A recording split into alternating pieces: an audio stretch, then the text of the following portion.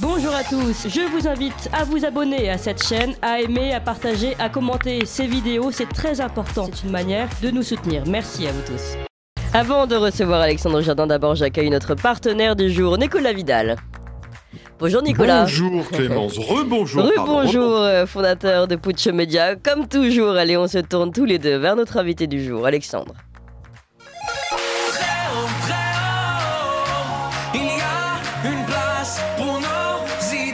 Vue de haut. Et nous sommes avec Alexandre Jardin, écrivain, cinéaste, pamphlétaire français, fondateur en 2015 du mouvement citoyen Bleu, Blanc, Zèbre, auteur de nombreux livres, Mes secrets d'écrivain, pour citer les derniers, aux éditions L'Écritoire, le roman vrai d'Alexandre aux éditions L'Observatoire, et puis aujourd'hui nous parlons notamment de ce livre Les Magiciens d'Alexandre Jardin, donc aux éditions Albin Michel. Alors, je crois que nous avons perdu la connexion avec Alexandre Jardin. Je vais lire l'introduction de son livre Les Magiciens. Ce petit livre à part me trotte dans la tête depuis mon adolescence. Joyeux, cocasse, il brasse du lourd. Sans les héros qui hantent ce livre, je l'aurais cru coupante, rancunière et plafonnée. En racontant mon existence réparée, je livre ici les noms de mes maîtres à penser autrement. Tous ces inclassables qui m'ont guéri de ma dépression latente, jamais nommés, jusqu'à ce que l'amour absolu m'en sauve absolument. Ces décalés ont fait de moi un optimiste farouche qui n'a pas réponse à tout mais question à tout. Ils ont changé ma vie et peuvent changer la vôtre. Épris de hautes gambades intellectuelles, ces courageux roulent à contresens, à rebours des croyances de leur milieu et de leur époque, comme la tribu de mes intimes. Tous perforent les tabous en vigueur, résistent aux oukases désinstallés, tous refusent de penser au pas de loi. Ce sont les poètes de leur destin. Voilà, Alexandre Jardin, comment vous décrivez les magiciens de votre livre aux éditions Albin Michel. Bonjour Alexandre Jardin. Bonjour. Et merci beaucoup d'être avec nous aujourd'hui. Alors, Les Magiciens, j'ai lu un extrait de votre livre. C'est un roman sous la forme d'un carnet de notes où l'on découvre, au gré de vos rencontres et de vos discussions, vous allez nous raconter justement ces passeurs, on va dire, d'histoire. Vous faites la découverte de personnalités différentes, des gens qui pensent hors cadre, et ce sont ces hors cadres que vous appelez les magiciens et qui, au final, ont le plus enrichi votre vie. C'est ce que vous décrivez dans ce livre. Tout à fait. C'est-à-dire les gens qui m'ont appris que lorsqu'il y avait une situation de blocage dans ma vie, le problème, c'était pas la situation, c'était mon regard. Et si j'étais capable d'être comme eux, j'allais m'en sortir. Alors... Et pour moi, c'est un livre qui est éminemment politique aujourd'hui. Oui, tout à fait. Ouais, on va en parler d'ailleurs du côté politique de votre livre, du côté hors cadre. Dans une époque où on a l'impression qu'on n'a jamais eu autant de cadres, autant de conformisme, vous faites finalement un grand appel au non-conformisme, et c'est réjouissant. Je veux dire, ça nous réveille et ça nous donne envie de vous suivre, Alexandre Jardin. Mais pour rester un petit peu sur votre livre, alors beaucoup de noms dans ces héros, dans ces magiciens, d'ailleurs qui ne sont pas que des hommes, il y a aussi des arbres qui sont cités, puisque votre premier chapitre est consacré à un arbre, aux arbres. J'ai fini par apprendre un jour, grâce à un livre extraordinaire, que les arbres se déplaçaient. Alors qu'a priori, on pense tous qu'un chêne a des racines et que ça ne bouge pas. C'est le symbole du statisme et de l'enracinement. En réalité, les forêts bougent. Elles se déplacent sur le globe. Et elles se déplacent très rapidement. Simplement, ce sont des êtres qui fonctionnent dans un autre espace-temps que le nôtre. Donc, on ne voit pas ce déplacement. Ça ne veut pas dire qu'il n'existe pas. Et le jour où j'ai pris conscience que les forêts étaient en vadrouille sur le globe, tout à coup, je me suis dit, mais le problème, c'est toi. C'est toi qui ne vois pas. Oui. C'est ton système perceptif. Tu es enfermé dans ton système perceptif et tu ne vois pas le réel. Et le réel, c'est que non seulement les arbres se déplacent, mais qu'ils sont en train de gagner en altitude. Ils vont vers des zones plus fraîches et les vitesses de déplacement que j'indique dans Les Magiciens sont quand même stupéfiantes, aussi bien en Europe qu'en Amérique du Nord. Ces êtres que nous connaissons si mal sont en train de cavaler pour rejoindre les zones plus fraîches. Ça rejoint un peu finalement l'image de Tolkien, hein, la force des arbres, l'armée des arbres qui se déplace, mais seulement de façon beaucoup plus lente. Et c'est ce qu'on entend aussi quand on vous lit sur les arbres, en effet. Nicolas Vidal. Oui, bonjour Alexandre Jardin. Effectivement, c'est un Bonjour. livre, j'aime bien, c'est un livre éminemment politique parce que quand on a travaillé sur cette émission et sur votre livre, bien entendu, moi je me suis jeté sur votre compte Twitter, vous imaginez bien, et j'y ai vu beaucoup de passerelles, mon cher Alexandre Jardin, bien entendu, les magiciens. Mais j'ai envie de vous demander, quand Clémence parlait des hors cadres, des non-conformistes finalement, penser autrement de notre cadre mental, finalement, c'est un écho absolu aujourd'hui avec ce qui est en train de se passer dans ce pays. Oui. Est-ce qu'aujourd'hui, il y a la possibilité de penser hors cadre? Est-ce qu'aujourd'hui, il y a la possibilité d'aller autre part, de casser les frontières et de casser les codes, pour reprendre une expression marketing? Il y a une véritable réflexion politique, j'imagine, de votre côté à ce sujet-là. Hein. La question, c'est pas est-ce que c'est possible? Oui. C'est que d'ici quelques mois, c'est-à-dire dans un délai extrêmement rapide, on ne va pas avoir le choix. C'est-à-dire que on sait tous très bien que dans les premiers mois de 2023, on arrive à des points de blocage financiers pour des masses considérables de Français, pour des masses considérables de professions, d'artisans, de communes. Pour l'État lui-même, puisqu'on a eu une dégradation de la note de la France dans l'indifférence générale, alors que c'est un événement dramatique. Le taux auquel la France emprunte aujourd'hui tient compte. Donc, en réalité, quand vous me posez la question, est-ce qu'on va pouvoir? On va devoir. C'est-à-dire que si d'ici quelques mois, on se retrouve dans une situation où il y a des fermetures absolument massives de boulangeries, des fermetures absolument massives même des structures de distribution. Dans un groupe comme Intermarché, par exemple, sur 3000 Intermarchés, vous en avez 300 qui sont en risque de fermeture. Et donc, si ce chiffre est valable pour Inter, c'est valable pour l'ensemble du réseau. Donc, on va se retrouver très rapidement dans une fin de système où il va falloir que des gens débarquent et proposent des modèles financiers différents, des modèles de croissance, des modèles de traitement de la sécurité complètement différents. On va pas mettre 1 milliard de flics. Donc, on va devoir penser à peu près tout autrement. Et je pense que c'est le privilège de nos générations, c'est d'arriver dans une fin de système,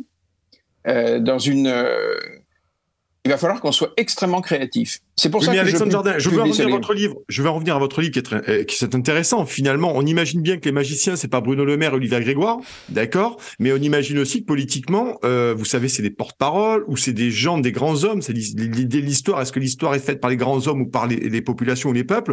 Finalement, est-ce qu'on peut s'en remettre selon vous, puisque c'est un sujet que vous connaissez bien? Est-ce qu'on peut s'en remettre selon vous pour changer le système, pour changer de direction et pour éviter le chaos? Est-ce qu'on doit s'en remettre à des magiciens et selon vous, lesquels? À peu près de nous tous. Il y a dans les magiciens un chapitre qui est très fondamental. C'est ce qui s'est passé au Canada avec l'opération Ruban Jaune.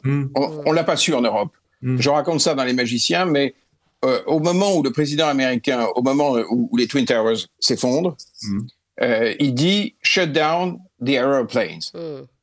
Ce qui était une décision politique de malade. Donc, il y avait 80 000 personnes en l'air. Tirer sur les avions, pardon, je fais la traduction. Oui, tirer sur les avions. Donc, mais c'était une parole insensée. Il y avait 80 000 personnes dans le ciel américain. La chasse américaine n'allait pas buter 80 000 personnes. Donc, le responsable de l'aviation civile américain se dit, mais qu'est-ce que je fais, quoi? Et il prend une décision folle. Il dit, shut down the aerospace. On ferme l'espace aérien. Et il demande instantanément aux avions qui sont dans le vol américain de foutre le camp hors du territoire américain. Une grande partie de ces avions vont partir vers le Canada. Et les Canadiens apprennent qu'il y a des centaines et des centaines et des centaines de Boeing et d'Airbus qui rappliquent vers eux. Ils n'ont pas de structure aéroportuaire capable de les recevoir. Et surtout, ils ne les veulent pas dans les grands aéroports parce qu'ils sont potentiellement des bombes. Et donc, à ce moment-là, les Canadiens vont prendre une décision de dingue, mais dans la panique, parce que le pétrole brûle. donc ils n'ont pas le temps. Et ce qui est très intéressant, c'est qu'ils prennent une décision hors cadre, dans le monde le plus cadré. Parce que l'aviation civile, c'est que des procédures. Ouais. Et ils vont décider d'envoyer les avions vers des tout petits aéroports de province, d'anciens trucs de l'OTAN, dans le Grand Nord canadien, dans des villages, et ils vont se mettre à téléphoner aux mairies. Et je raconte comment, dans cette panique absolue, où il a fallu s'adapter hors cadre, hors toute procédure, il y a des centaines de Boeing et d'Airbus qui se sont posés dans des villages paumés du Grand Nord, où il n'y avait pas de couverture, pas de médecins, où tout à coup arrivaient des gens malades, des femmes enceintes, des gens qui partaient en vacances à Hawaï.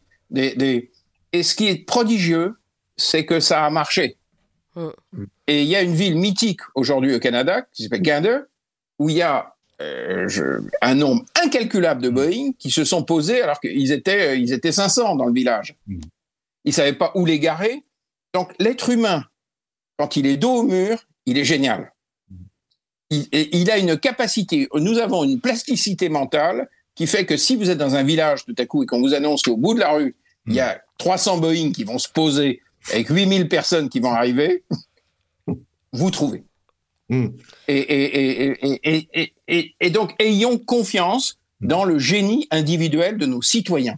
Alexandre Jardin, ce que vous racontez là d'ailleurs, moi m'a fait penser, parce que j'ai lu en effet ce passage très émouvant que vous racontez, parce que pas une perte finalement d'avion dans cette opération spéciale.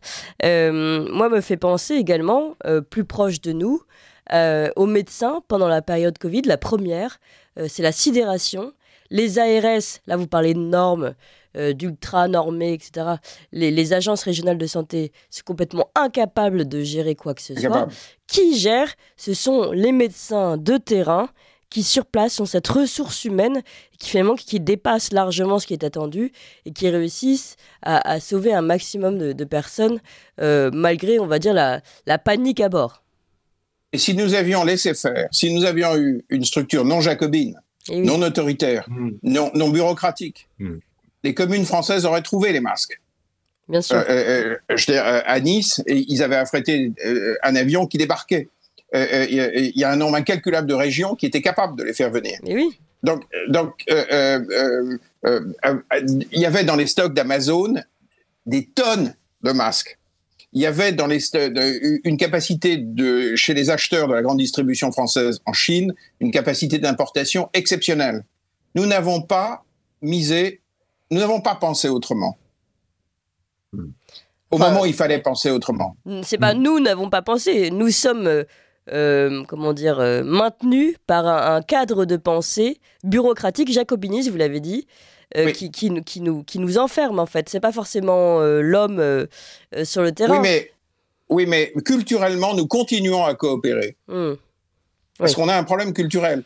Et si j'écris Les Magiciens, c'est pas pour pointer tel ou tel responsable. C'est que si collectivement, nous ne sommes pas capables de sortir des cadres, de reconnaître que quand un cadre ne fonctionne plus, nous devons mentalement en sortir.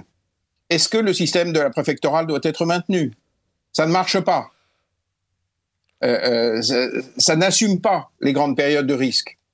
Est-ce qu'on doit inventer complètement une hyper-décentralisation avec des bassins de vie aussi vivants que les cantons suisses?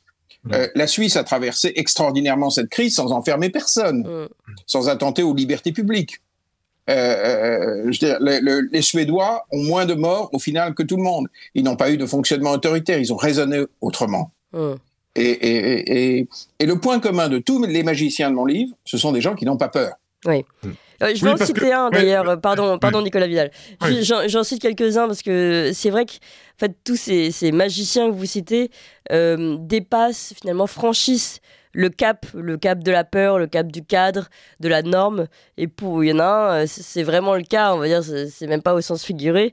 C'est Gilles et Hans, le premier Européen donc, qui a réussi l'exploit de franchir le cap de la peur, qui d'ailleurs a été rebaptisé plus tard le cap de Bonne-Espérance. Mais avant, on pensait que derrière le cap de la peur, c'était la mort finalement, c'était la chute et la mort des navigateurs. Pardon, ce ne sont pas les mêmes. En fait, ça s'appelle le cap Bojador. C'est au large de la Mauritanie. Et en fait, l'être humain, en Occident et en Orient, pensait exactement ce que vous venez de dire. On a pensé pendant 1000 ans que si on franchissait ce cap, on tombait. On tombait. Mais ça avait un statut de vérité. C'est-à-dire que c'était de l'ordre de l'inconcevable pour l'occidental ou l'oriental d'aller voir derrière. Il y avait des monstres où on tombait. Et c'est vrai que ce Portugais à qui on doit une fière chandelle, qui s'appelle Gilles et Hans, en 1434, c'est le premier qui va voir derrière. Il réussit à mater son équipage, qui est persuadé qu'ils vont mourir. Oui. Ils descendent jusque dans le golfe de Guinée, ils reviennent au Portugal, il va voir Philippe le navigateur qui avait armé les bateaux, commandé tout ça, et il dit « on tombe pas ». Et à ce moment-là, le point de rupture a lieu, mental. Et la réaction du Portugais Philippe le navigateur est géniale. Il dit « chut, nous on le sait, les autres connards ont encore peur ». Et c'est à ce moment-là que les Portugais vont, en quelques années, partir à la conquête du globe, faire les premières circumnavigations. Et au fond, l'Empire portugais, il date d'un moment prodigieux où ils n'ont plus eu peur.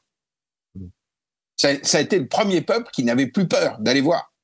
Eh bien, j'aimerais que nous, Français, on franchisse à peu près tous nos caps de la peur identitaire. Exactement. Nicolas Vidal. Bah oui, alors parlons de la peur. Effectivement, vous savez, Alexandre Jardin, que la Macronie a quand même un sens de l'humour approximatif, qu'il s'agit de discuter, de consulter.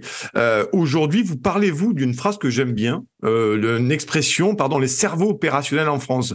Est-ce que collectivement, une partie de la population a des cerveaux opérationnels pour aller au-delà de la peur et pouvoir proposer quelque chose? Parce que là, il s'offre à nous aujourd'hui une prise de conscience collective. Et pour moi, un chemin, c'est de carrefour pour notre pays aujourd'hui. C'est un véritable carrefour entre la Macronie, on pense qu'on en veut, mais on est quand même assez autoritaire, et puis un peuple français qui a besoin aussi de vivre dignement et de retrouver sa sérénité. Est-ce que vous pensez que ça peut se faire à première vue? Oui, mais surtout comment? Et collectivement, comment, à un moment donné, une partie des Français peuvent se ressaisir de leur destin et aller à l'encontre de ce qui nous est imposé aujourd'hui, sous bien des aspects?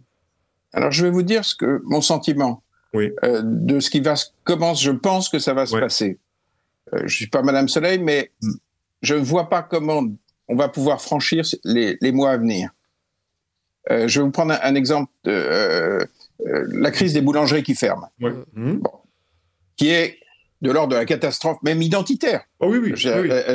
On n'imagine pas la France... Patrimonial. Oui, je veux dire, la baguette de pain, pour nous, c'était un truc qui se négociait pas. Ah oui, c'est c'était pas un point de vue politique, c'était comme ça. Bon, et là, elles vont fermer massivement. Et Bruno Le Maire les reçoit à Matignon, qu'est-ce qu'il fait? C'est pas un méchant homme. Hein. Je veux dire, c'est pas un type qui se lève le matin en se disant « j'espère que les boulangeries vont fermer ». Non.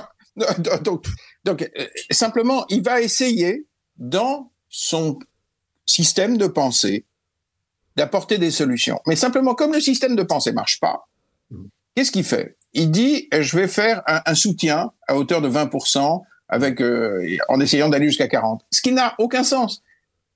Quand la facture a explosé, a été multipliée par 10 pour le boulanger, en réalité, ça sert à rien de l'aider sur 20 ou 30%. De toute façon, il ferme. Donc, ça sert à rien. Ça ruine. Et ça augmente encore notre déficit. Donc, ça nous plombe, ça ne marche pas. Ensuite, il dit, on va décaler le paiement des charges sociales et du truc. Mais dans un bilan comptable, un report de charges, ça ne change rien. Et puis, ça propose aux gens de mourir un peu plus tard. Bon. Ce qui n'est pas un truc hyper enthousiasmant. Ensuite, il dit, comme on est dans mon système et qu'on ne bouge pas mon système, tant que vous n'avez pas payé les charges, les droits de retraite ne marchent pas. Bah oui. Parce que dans le système bureaucratique complètement fou, on est enfermé. La vraie solution, elle est hors cadre. Les Espagnols et les Portugais l'ont prise. C'est de quitter le système de tarification européen. Bon. Simplement, ça suppose pour les révolutions, pour la technocratie française, une révolution mentale qui est pour l'instant de l'ordre de l'impensable pour eux. Oui. Mais on voit bien que c'est un problème mental. Et là encore, ce ne sont pas des salauds. Il faut arrêter de se diaboliser les uns les autres. Ce sont des êtres humains qui fonctionnent dans un système de croyances qui, à un moment, est extrêmement dangereux. Donc, il va y avoir une forme de blocage. Les gens les plus lucides aujourd'hui, ce sont des gens comme l'ancien président d'Airbus, qui a donné des interviews, Louis Gallois, qui a très clairement dit que nous devions sortir de ce système dans la seconde. Et il explique pourquoi. On ne peut pas dire que c'est un anti-européen, c'était le patron d'Airbus. Bon, donc, on a des élites qui aujourd'hui voient clair et qui vont mécaniquement aider la phase de déblocage. Parce qu'on va rentrer dans un blocage financier. Il va y avoir un nombre incalculable de gens qui ne vont pas pouvoir payer les factures qu'ils vont recevoir. Oui, bien sûr. Les bailleurs sociaux vont se retrouver avec des impayés qui font que ça ne va plus fonctionner. Enfin, parallèlement à ça, on a une attaque économique sans précédent de l'Amérique qui nous vend du gaz GNL à 4 fois le prix disponible en Amérique du Nord. C'est-à-dire qu'ils envoient dans les comptes de nos entreprises de telles charges que nous ne sommes plus compétitifs. À côté de ça, ils ont rajouté 450 milliards de leur plan de soutien. Alors, on a en face les Allemands qui mettent 200 milliards et comme les Espagnols et les Portugais sont sortis, ils payent l'électricité beaucoup moins cher que nous. Donc, on est dans un système où, mécaniquement, nous ne pouvons pas. Alors, au moment où tout ça va se gripper, ça va beaucoup ressembler à 1958, où ça se grippait pour d'autres raisons historiques. Bon. Moi, j'ai une très grande confiance dans nos associations d'élus locaux. Oui. Tout simplement parce que nos élus locaux vivent avec les gens. Les grandes associations sont multicouleurs, parce que les gens ont appris à discuter ensemble. Oui. Et ils ont des problèmes assez similaires. Et donc, je pense que le très grand réglage français, dans un cadre hyper décentralisé, c'est-à-dire sans technocratie délirante, parce que ce que vous appelez le macronisme, c'est juste la dernière forme du pouvoir technocratique. Oui, là, je partage votre avis. Bon, ça tombe sur eux. Mais pendant 40 ans, on a eu des pouvoirs technocratiques qui ne crantaient pas avec le réel. Et l'autre bonne nouvelle, c'est qu'on a des générations qui gèrent nos villes, qui sont assez exceptionnelles. On a des leaders à la tête aujourd'hui des associations de maires. Je pense à Michel Fournier, qui est le président des maires ruraux. Je pense à David Lisnard, qui est le patron de l'AMF. On a des gens qui sont des opérationnels de grand talent. Donc, on a des élites de remplacement par en bas. Oui, mais Alexandre Jardin, pour le moment, et d'ailleurs, une petite précision, vous-même, maintenant, vous vantez les territoires, vous-même, maintenant, vous habitez surtout en Occitanie, hein. Vous avez pour beaucoup, comme pour Nicolas beaucoup. Vidal d'ailleurs, vous avez réintégré ces territoires dont vous parlez et justement c'est tout à votre honneur qu'on en parle aujourd'hui. Mais je me rappelle d'une vidéo que vous aviez publiée, puis nous on avait reçu le maire derrière, d'un maire rural qui ne pouvait pas appliquer, tout simplement il voulait faire marcher des chèvres en transhumance et ça permettait de respecter l'environnement et d'entretenir, etc. Et puis, il avait raison. Mais oui, et vous en aviez fait une vidéo. Nous, on avait reçu le maire derrière. Et finalement, cet homme-là est plein de bon sens, et avec le bon sens du terrain, c'est-à-dire qu'il connaît les besoins de la région, était bloqué. Il était bloqué parce qu'aujourd'hui, il y a des cadres supérieurs qui le bloquent. Donc, ce que je veux dire, c'est que vous nous dites aujourd'hui, en gros, la réponse vient des territoires. Certainement, le bon sens vient des territoires. Mais ces gens-là sont encore bloqués aujourd'hui. Ce matin, oui. Pas forcément dans quelques mois. Oui.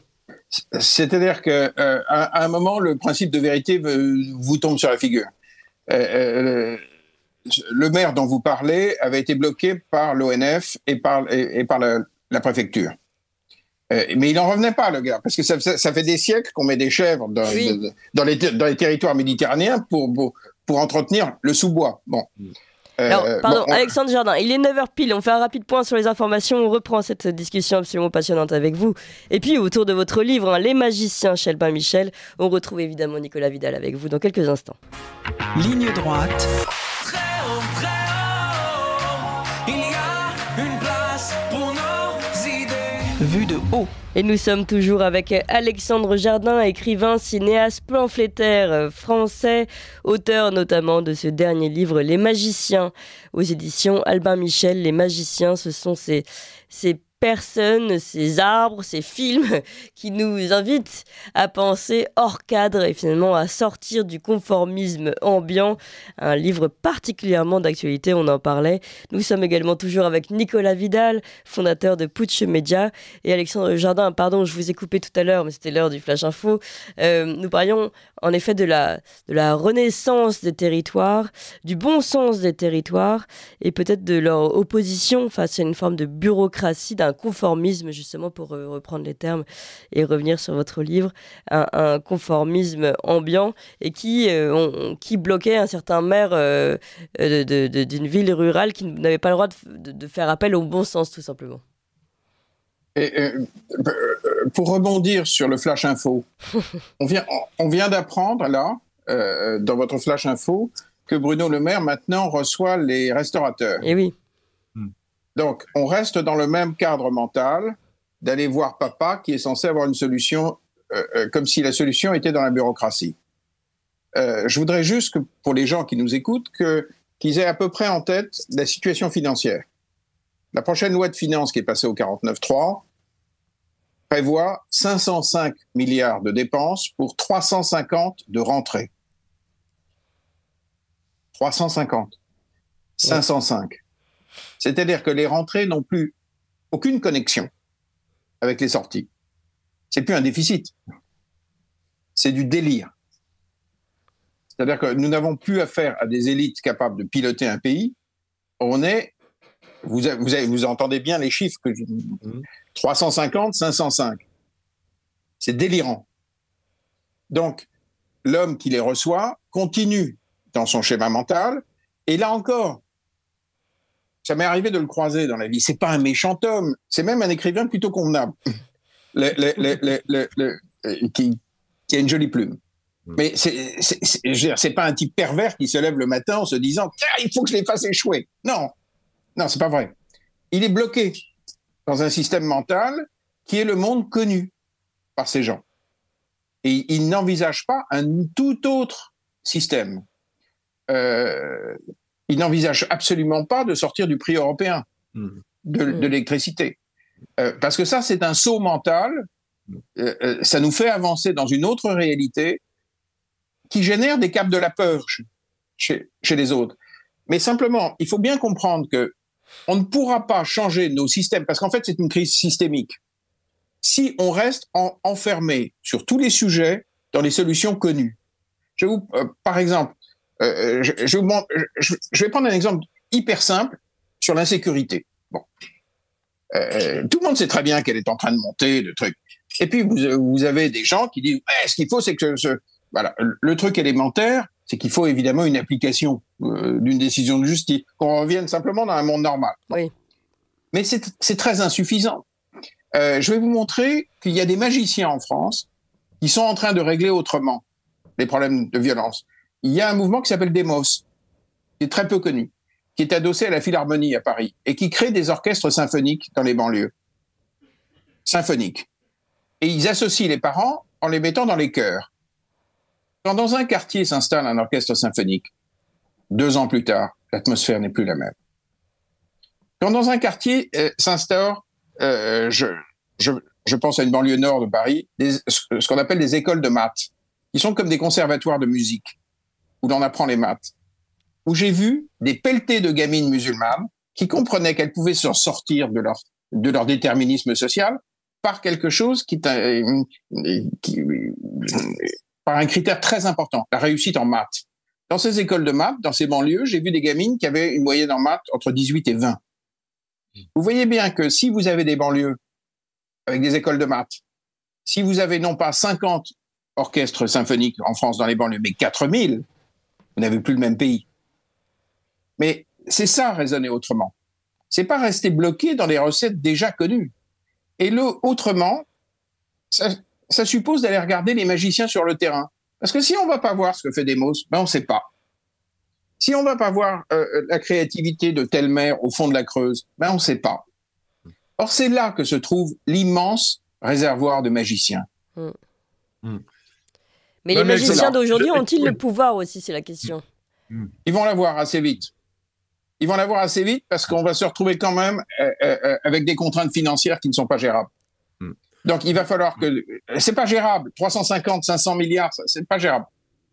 Non, mais Alexandre Jardin, moi, je vous entends. Bah, le problème, c'est qu'à Bercy, il y a l'impression qu'il y a quand même une grosse colonie de joueurs de flûte, première vue, avec Bruno Le Maire. La réalité, c'est que ce que vous dites, ou du moins, c'est-à-dire que ces gens, comme Bruno Le Maire, Olivier Grégoire, Emmanuel Macron, moi, je pense qu'ils sont véritablement incarcérés dans une idéologie. Là, je partage votre avis, mais là où je dis aussi qu'à un moment donné, il y a une volonté de pas prendre en compte ce qu'ont été les Français avec les répressions qu'on a vues. Chaque fois qu'il y a des opposants, c'est de la répression permanente.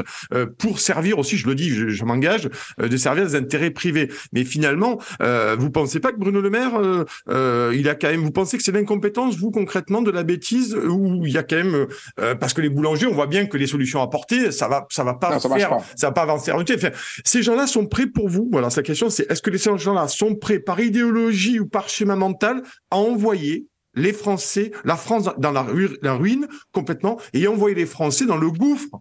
Parce que c'est ça dont il est question aujourd'hui, à quelques semaines d'échéance, là. On y est, ça y est, l'effondrement est là, hôpitaux, tout.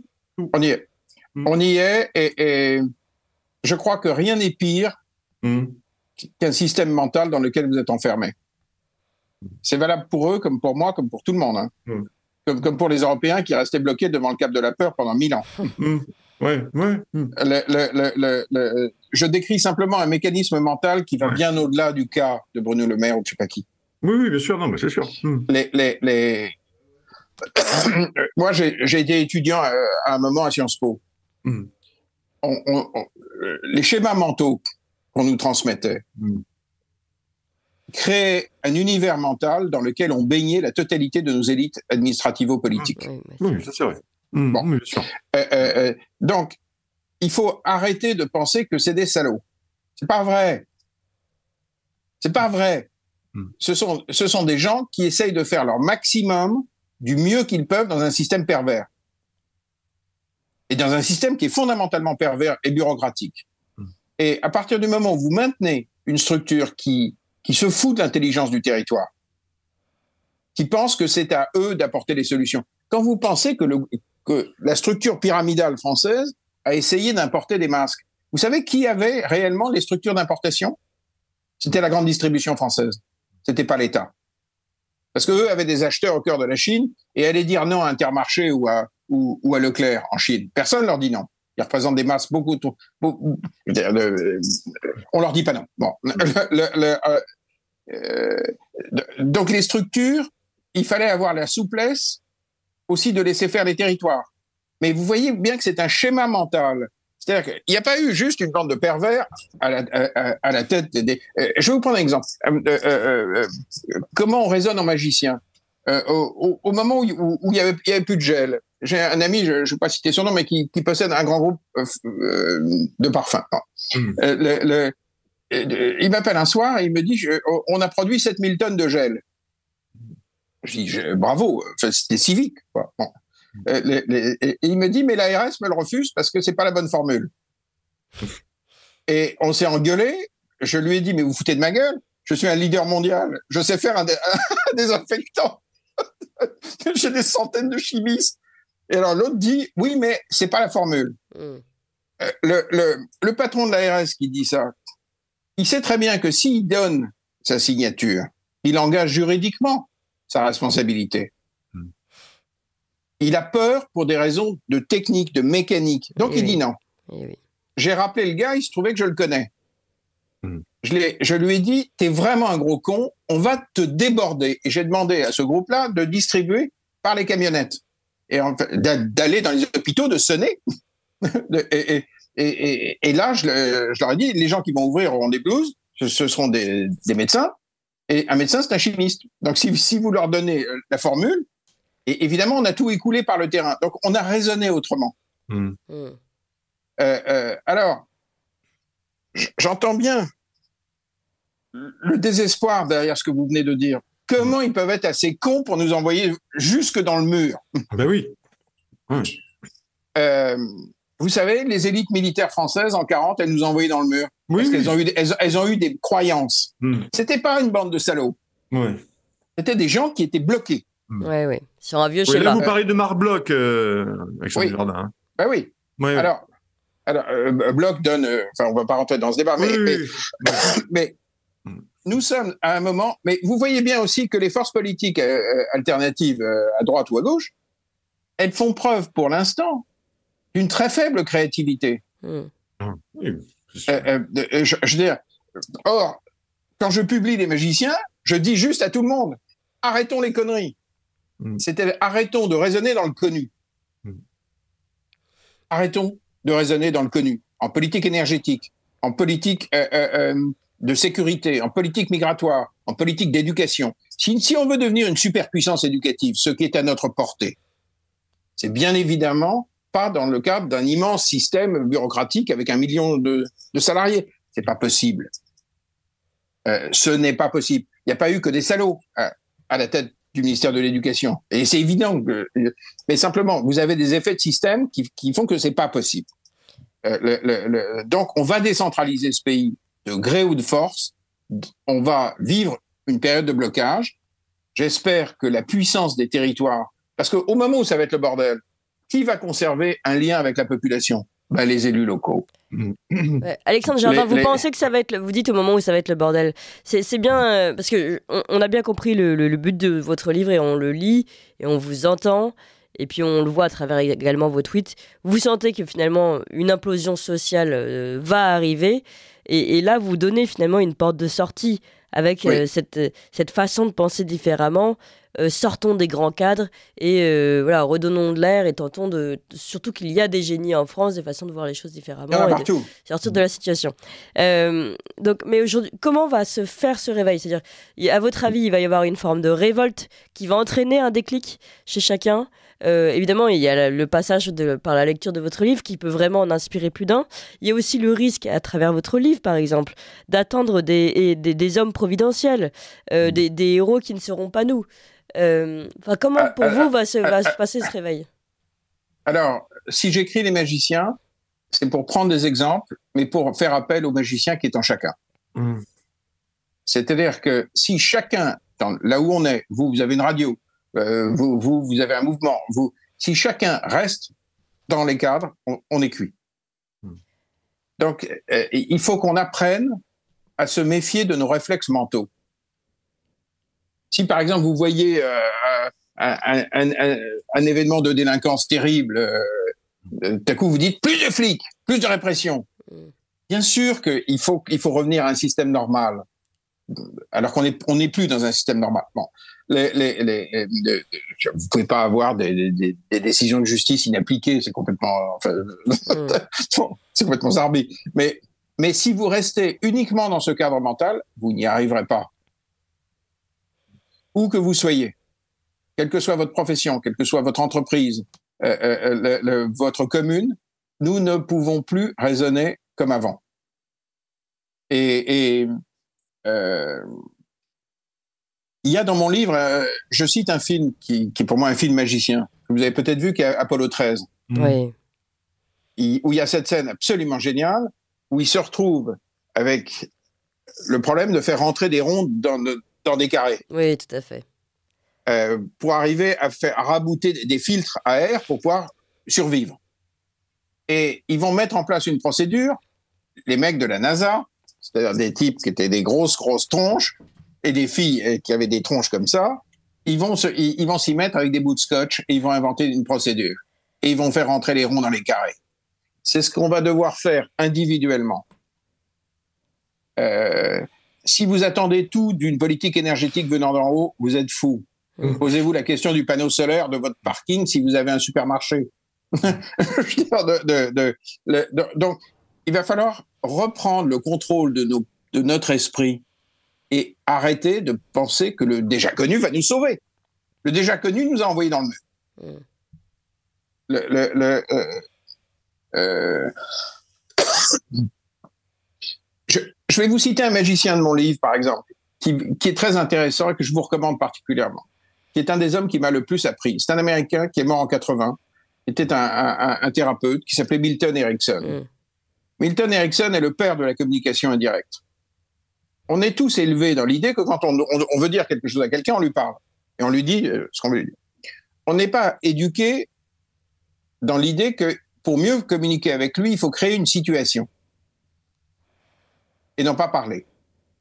Je vais vous prendre un exemple d'application de la pensée ericksonienne que j'ai vu dans une banlieue, où il y avait dans une banlieue où un collège avait complètement flambé, et il a été repris en main par une équipe, j'ai vu ça il y a une dizaine d'années, qui est arrivée, et j'arrive le matin, dans la cour, il y avait un petit prof de musique devant un pupitre qui a tapé, et il y avait 600 gosses, les molosses.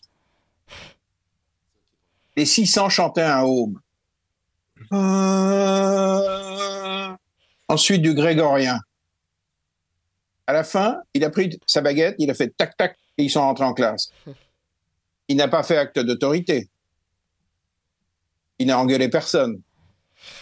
Il a fait chanter. Il les a calmés par le chant. C'était redoutablement intelligent. J'ai regardé le mec, je me suis dit, mais qu'est-ce que c'est que cette équipe pédagogique? Ce sont des gens qui réfléchissent. Et ça, c'est ça une stratégie ericksonienne. C'est-à-dire, le jour, par exemple, où on aura une stratégie ericksonienne pour réduire le nombre de morts sur la route, au lieu de mettre des permis à points. L'été dernier, je suis rentré dans un village, j'ai quasiment pilé à l'entrée d'un village, parce que j'ai cru que j'allais prendre des barres des roches dans ma voiture. C'était un passage piéton en trompe-l'œil. Comme dans Astérix. Et donc, j'ai cru que j'allais taper. Mon cerveau m'a dit top. Et je m'arrête dans la boulangerie. Je dis à la boulangère, ça marche sur vous, ce truc? Elle me dit, ouais, parce que parfois, je suis inattentive. Et donc, au moment où et tout le monde ralentit. C'est ça, une stratégie ericksonienne. C'est beaucoup plus efficace que de retirer des points. Mais c'est plus intelligent. Alexandre Jardin, on va s'arrêter sur ce dernier magicien que vous citez, Milton Erickson, thérapeute qui fonctionne finalement un peu par induction.